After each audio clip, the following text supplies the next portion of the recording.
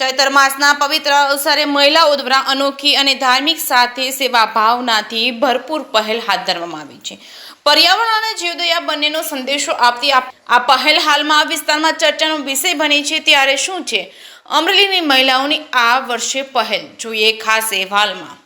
ચૈત્ર માસ દરમિયાન મહિલાઓ દ્વારા પ્લાસ્ટિકની બોટલો દેખાઈ રહી છે। તે બોટલમાં છેલ્લા 4-5 દિવસોથી લોટ, ગોળ, ખાંડ, તેલ મિક્સ કરીને હાથીને મણ કીડીને કણ કહેવત પ્રમાણે કણથી શરૂઆત કરી છે। કીડિયારું પૂરવાનું કાર્ય શરૂ કરવામાં આવ્યું છે।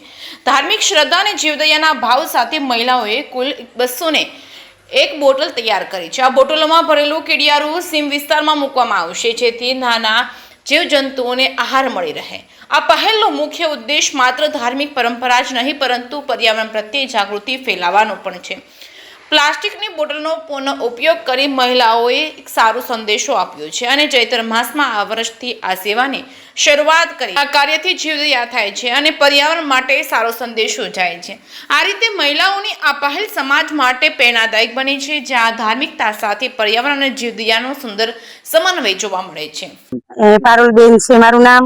જય શ્રી કૃષ્ણ। અમે અર્જુનનગરમાં રહીએ છીએ અને અર્જુનનગરની મહિલાઓએ અમે બધું સાથ સહકારથી અમે આ કીડિયારુંની અત્યારે અખંડ કીડિયારું જેને કહેવાય છે તે અમે આ ચૈત્ર મહિના નિમિત્તે પૂરવા નીકળ્યા છીએ અને આનાથી જીવદયા થાય છે અને પર્યાવરણમાં શુદ્ધિકરણ થાય છે। એટલા માટે અમે આ અત્યારે આયોજન કરેલું છે અને પેલા વર્ષથી જ અમે શરૂઆત કરી છે।